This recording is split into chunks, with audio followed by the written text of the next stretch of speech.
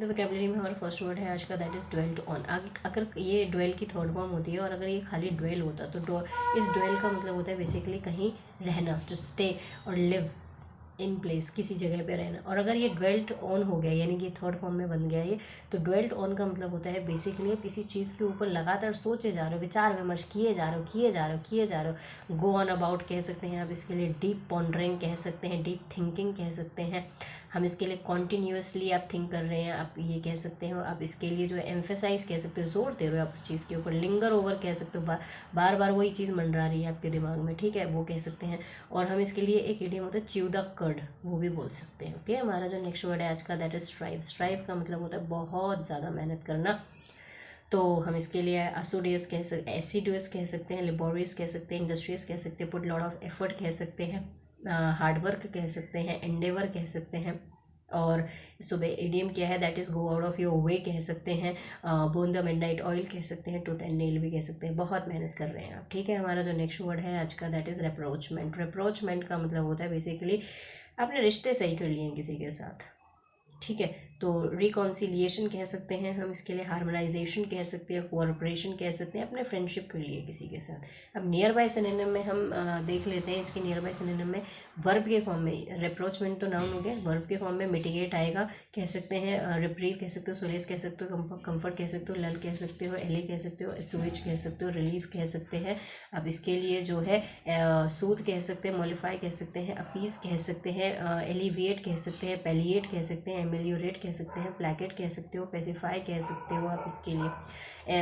पुल yourself together एक idiom होता है, ये भी कह सकते हो, कूल काम, रिलैक्स भी कह सकते हैं, ठीक है। हमारा जो नेक्स्ट वर्ड है आज का, दैट इज़ सैंक्शन। सैंक्शन के दो मीनिंग होते हैं। पहला मीनिंग होता है कि किसी के ऊपर आपने पेनल्टी लगा दी है, जैसे कि रशिया के ऊपर लगी है, प्यूनिटिव पनिशमेंट दे दिया आपने, डिसिप्लिनरी एक्शंस लिए हैं कि भैया वो यूक्रेन पे जो हमला किया उससे पीछे हट जाए, और डिसिप्लिनरी एक्शन लिया है और पनिशमेंट दिया आपने, ठीक है। दूसरा मीनिंग होता है बेसिकली किसी को अलाउ कर देना, परमिट कर देना, परमिशन ग्रांट कर दिया आपने, सैंक्शन कर दिया, ठीक है, अलाउ कर दिया, कंसेंट दे दिया आपने, अपनी एसेंट दे दी, कॉन्करेंस दे दी, कंसेंशस दे दी, अपनी सहमति दे दी आपने बेसिकली। ओके, हमारा नेक्स्ट वर्ड है आज का, रूल्ड आउट।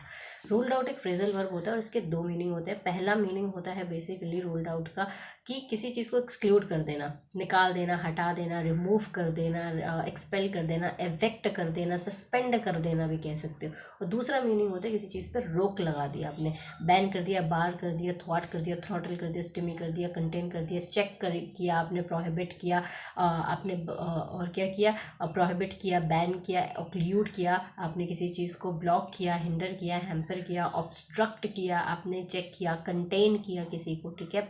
हमारा जो नेक्स्ट वर्ड है आज का, that is lean on. Lean on भी एक फ्रेजल वर्ब होता है और इसका मतलब होता है किसी चीज़ पे आप निर्भर कर रहे हो। तो डिपेंड ऑन कह सकते हैं, बैंक ऑन कह सकते हैं, काउंट ऑन कह सकते हैं, हिंज ऑन कह सकते हैं, बेसिकली आप किसी पे निर्भर हो।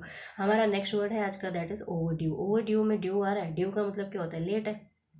तो ओवर ड्यू का मतलब ही होता है कि कोई चीज़ लेट है, बिहाइंड द टाइम चल रहे हो, आप टाइम से पीछे चल रहे हो, बिहाइंड द शेड्यूल कह सकते हो, डीले कह सकते हो, एक तरीके का, ठीक है। हमारा जो नेक्स्ट वर्ड है आज का, दैट इज़ बोनहोमी। बोनहोमी का मतलब होता है कि आपका व्यवहार बहुत अच्छा है, बहुत प्यार से बात करते हैं, खुशनुमा तरीके से बात करते हैं, खुशी से हंसी खुशी बात करते हैं।